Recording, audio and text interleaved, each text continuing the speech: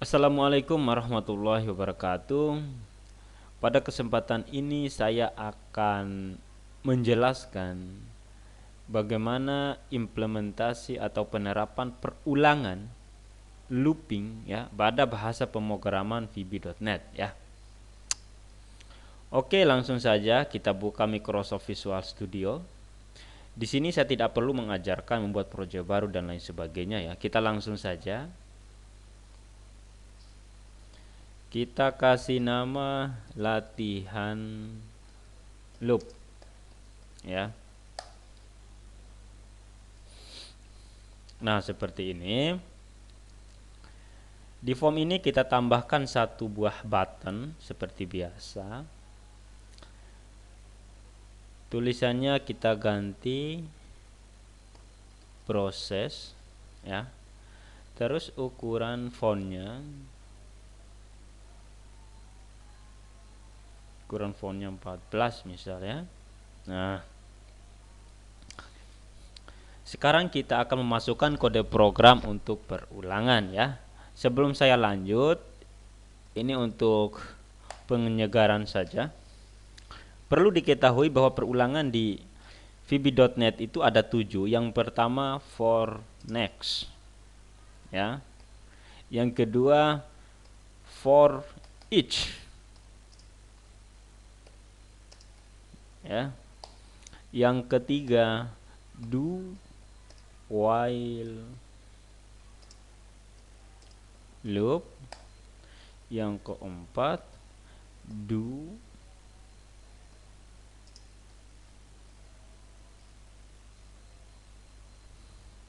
loop while. Yang kelima do until loop. Yang keenam do loop until. Yang ketujuh while and while. Oke ya. Yang pertama kita bahas for next. Nah, untuk formatnya sendiri for next tinggal kita ketik for ya. Lalu variabelnya s ya, variabel n tipe data integer. Kita akan mengulang mulai dari 1 sampai 10. Nah, seperti ini. Di sini nilai variabel n dia selalu berubah. Berubahnya itu mulai dari 1 sampai dengan 10. Dan perubahan itu perubahan yang positif, selalu ditambah 1 ya. Nah, sekarang kita coba. Kita coba tampilkan nilai n ya. Nah, kita tampilkan n sama dengan n. Kita jalankan programnya. Nih, n sama dengan 1, 2, 3, 4, 5, 6, 7, 8, 9, 10. Oke, selesai. Ya. Nah, berarti antara for dan next itu meskipun di sini cuman terlihat satu baris, tetapi kenyataan ini beberapa baris. Barisnya ini banyaknya sesuai dengan ya perulangan dari 1 sampai dengan sekian ya. Perulangan dari nilai awal sampai dengan nilai akhir. Nah, tadi kita tampilkan dalam bentuk pesan untuk supaya lebih enak dipandang ya. Kita tampilkan hasilnya dengan list box ya. Ini kita pilih list box. Ini yang ini list box ya. Nah, seperti itu. Ini fontnya 12 saja. Oke. Nah, list box berarti kan kita tinggal taruh di sini aja. List box ini ya. Ini kita klik namanya list box 1 ya.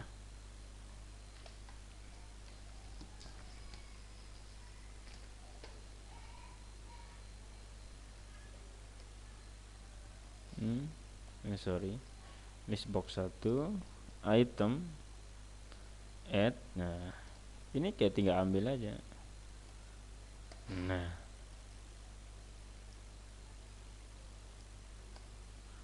Nah seperti ini ya, kita coba. Nah, n 1 bla bla bla. Oke. Terus selanjutnya ya, ini kita mendeklarasikan variabel n, tipe datanya integer. Sebenarnya kita bisa juga melakukan hal yang seperti ini ya. Kita mendeklarasikan variabel, tipe datanya adalah integer. Nah, kalau udah mendeklarasikan seperti atas, ini tidak perlu lagi, tinggal kita menggunakan variabelnya. Seperti itu ya. Terus selanjutnya ya, kita tampilkan dalam bentuk list box ya. Seperti ini. Tetapi ada kalanya kita menampilkan data menggunakan text box ya. Ini saya contohkan, dia tampilnya ke bawah. Kalau text box ya, text box tampilnya ke kanan. Ini saya pilih text box ya. Nah, ini text box, saya taruh di sini misal. Saya perbesar fontnya, size-nya 12 misal. Nah, seperti ini. Ini namanya text box 1 ya. Nah, kalau text box kita tidak bisa mengikuti seperti propertiesnya list box. Misal text box 1 dot item. Nah, dia nggak ada itemnya, melainkan dia dot text. Nah, tetapi masalahnya ketika saya memasukkan variabel n di sini. Nah, yang tampil di text box itu cuma satu, yaitu nilai paling akhir. Kenapa demikian? Karena setiap nilai yang masuk ke sini itu akan ditindih oleh nilai yang berikutnya. Misal variabel n nilai awalnya adalah 1. Berarti kan logikanya di sini adalah 1 dan di sini pun adalah 1. Terus naik lagi ke atas. 1 ditambah 1 jadinya 2, berarti di sini 2, di sini 2 ya. Tapi kan dia ketindih terus. Supaya dia tidak ketindih, kita harus tambahkan operator string di sini ya. Kita coba. Nah, seperti itu. Ini kita tinggal tambahkan spasi saja ya, kita tambahkan spasi. Nah, seperti ini. Oh, ini oke, seperti ini ya. Tambahkan spasi. Nah, seperti itu ya. Ini kalau kita pakai for next ya. Sekarang kita pakai yang for each ya. For each kita tambahkan lagi buttonnya.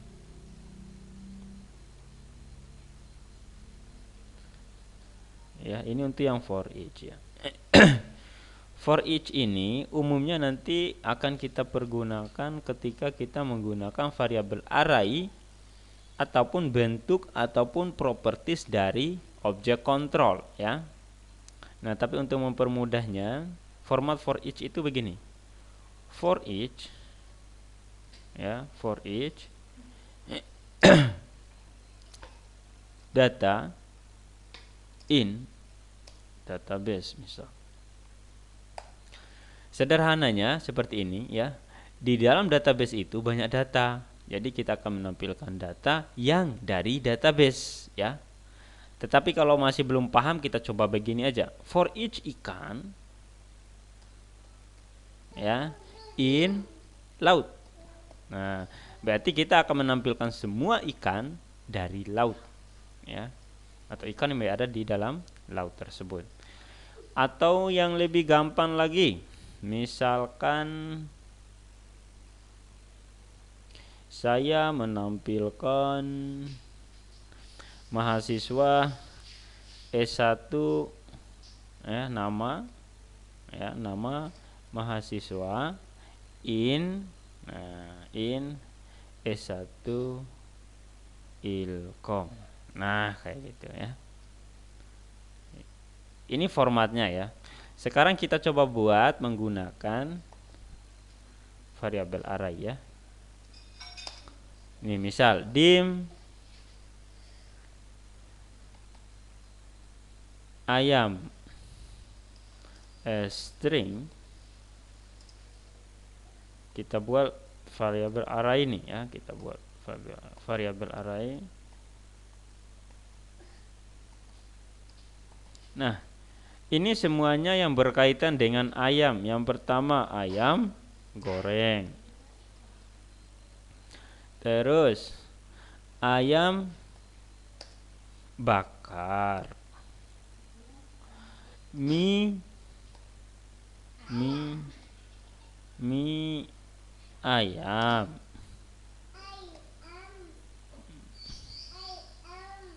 mie ayam, terus di sini ayam potong, ini ayam jantan, ini ayam soto ayam. Nah, seperti ini ya. Lalu kita akan menampilkan semua nama-nama ayam itu dari variabel array yang namanya ayam, yang tipe datanya string ya. Dim nama ayam string. Nah, seperti ini. Kita tinggal masukin di sini nih. For each nama ayam in ayam. Nah, kita tampilkan di list box 1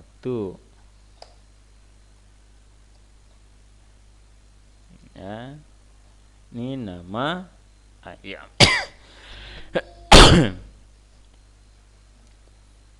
Ini kita jalankan. Lah.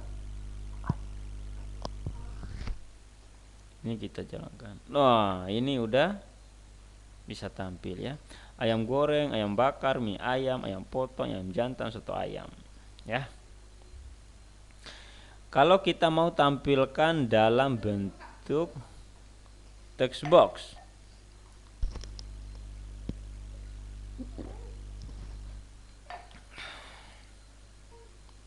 ya, text box 1 dot text sama dengan nama ayam.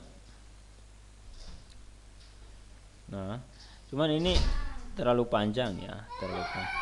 Ya.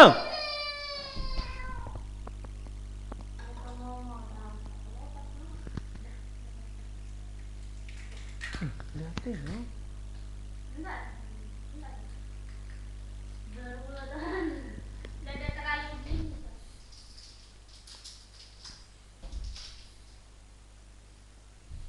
Nah, sorry ada hantu lewat tadi. Ya, kita lihat.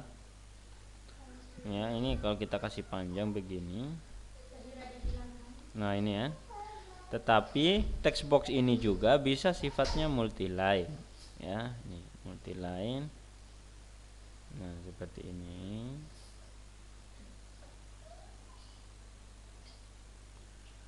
Nah, seperti ini ya.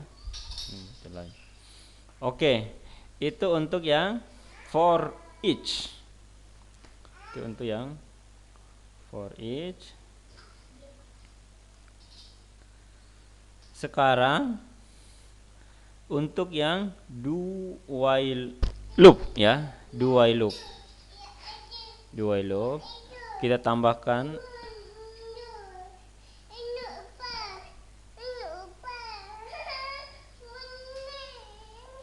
do while loop ya. Nah, jadi formatnya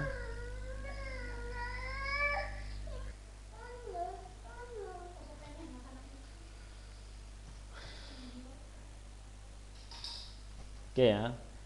format do while loop itu sederhana ya, tinggal do while yang ini. Nah, terus di sini ada loop. Nah, di sini ada kondisi. Nah, seperti ini formatnya ya. Kalau kondisi di sini benar, statement ini akan dijalankan ya.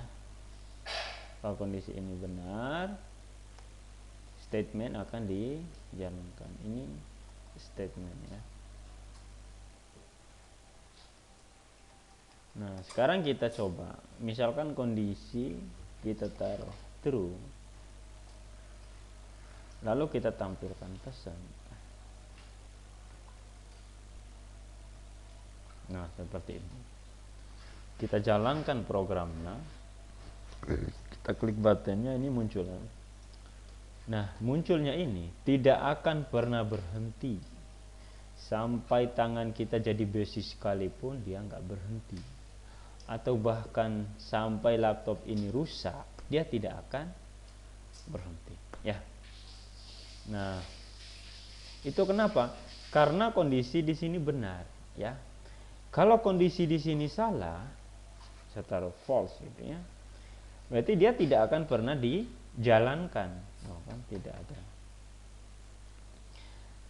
Sekarang saya ingin melakukan hal yang sama seperti yang saya lakukan di perulangan for next ya, yaitu kita menampilkan 1 sampai dengan 0.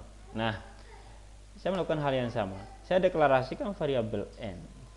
Tipe datanya adalah integer. Nilai n awalnya saya kasih 1. Lalu saya buat kondisi di sini. N lebih kecil sama dengan 10. Lalu saya cetak pesannya apa gitu ya. Ini kalau saya jalankan. Kalau saya jalankan, pesannya akan muncul ya. Munculnya ini pun selalu muncul dan tidak akan pernah berhenti. Karena apa? Karena kondisi di sini selalu benar. Kapan kondisi di sini salah, kita harus membuat bahwa variabel ini berubah nilainya. Kalau dia tidak berubah nilainya, berarti yang kondisinya selalu benar. Oleh karena demikian, kita tambahkan increment di variabel n. Jadi caranya n sama dengan n plus 1 ya. Atau untuk mempersingkat tinggal n plus sama dengan 1. Nah, seperti ini ya. Dengan cara seperti ini, maka statement di dalam ini akan dihentikan ketika nilai ini tidak lebih kecil sama dengan 10 ya. Ini saya jalankan ya. Saya jalankan 1 2 3 4 5 6 7 8 9 10. Oke, ya, berarti 10 kali muncul. Atau kita bisa buktikan di sini.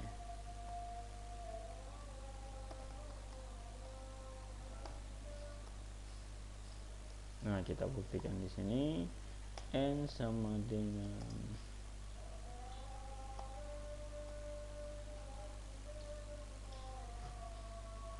ya. Nah, seperti ini.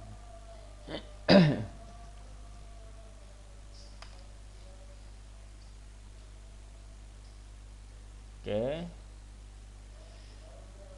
Terus selanjutnya ya. Selanjutnya saya akan coba jelaskan lagi nih. Di dalam variabel n sudah ada nilainya adalah 1. Berarti kan logikanya di sini 1 lebih kecil sama dengan 10. Kan kondisinya benar, makanya satunya dicetak ya. Terus di sini jadinya 1 ditambah 1 sama dengan 2. Berarti di sini sudah 2. 2 lebih kecil sama dengan 10. Benar, dicetak 2-nya. Terus di sini 2 ditambah 1 3 sampai dengan 9. 9 lebih kecil sama dengan 10. Benar, makanya dicetak. 9 tambah 1 10. 10 lebih kecil sama dengan 10. Benar, karena ada sama dengannya. Dicetak 10. 10 tambah 1 11. 11 lebih kecil sama dengan 10. Salah. Makanya dia berhenti ya. Ini perulangan positif ya. Jadi dia menaik dari 1 2 3. sama dengan yang for next. Akan tetapi di for next ya, kita kembali ke for next sebentar. Di sini secara default dijumlahkan atau ditambah 1 ya. Sebenarnya kita bisa menggantinya. Jadi untuk menggantinya itu kita manfaatkan step di sini. Yang defaultnya 1 kita coba ganti 2. Berarti kalau kasusnya seperti ini, nilai yang ditampilkan adalah 1, 1 ditambah 2 berarti 3, 3 ditambah 2 berarti 5, begitu seterusnya. Nah ini munculnya 1, 3, 5, 7, 9 ya. Ini menggunakan step ya, tapi defaultnya adalah 1. Begitupun nanti mau ditambahkan 3, 4 dan lain sebagainya. Akan tetapi masalahnya sekarang ini kan hitung secara angka positif ya, jadi menaik ya, dari yang kecil ke yang besar. Sekarang saya mau hitung mundur. Hitung mundur baik di perulangan for maupun perulangan while, nilai awalnya harus lebih besar. Nah, nilai awalnya harus lebih besar, nilai akhirnya harus lebih kecil. Nah, stepnya harus negatif seperti ini kan, 10 bla bla. Oke. Sementara kalau di while kita tinggal mengganti 10 ya, terus ini kita ubah kondisinya, 10 lebih besar sama dengan 10 ya, dan di sini tinggal kita ganti minus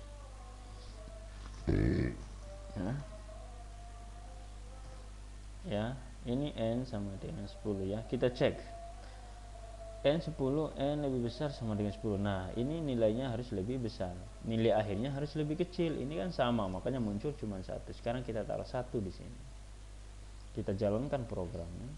Nah seperti ini. Kalau kita mau tampilkan ke text box kan tinggal buat yang seperti ini. Nah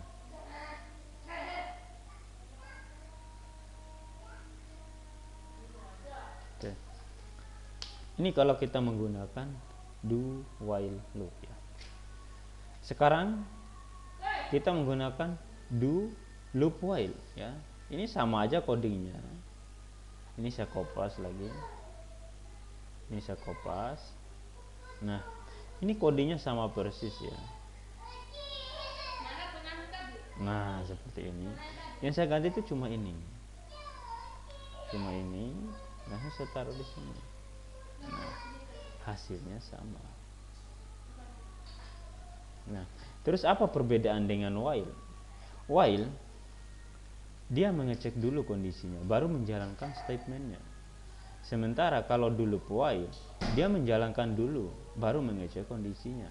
Berarti kan logikanya, ketika salah, ya, ketika kondisinya salah di perulangan do while loop, maka tidak akan ada yang dikerjakan sekalipun, ya, sekalipun. Ini do while, ya, kita buat misalkan ini salah gitu ya.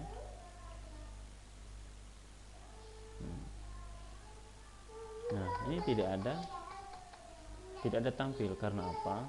Karena kondisinya salah. Ini kan 10 lebih kecil sama dengan 1 kan salah. Berbeda halnya kalau kita menggunakan do loop while, jadi dia dijalankan meskipun di sini salah. Kita buat ya kondisinya salah. Nah, kita buat kondisinya salah. Nah, dia minimal mencetak sekali, karena di sini dia mengerjakan dulu, ya, baru cek kondisinya. Dia tidak peduli benar atau salah kondisi di sini, tapi kan dia udah mengerjakan sekali. Oke. Nah, nanti kita lanjut lagi yang do until loop, do loop until sama while and while pada video berikutnya.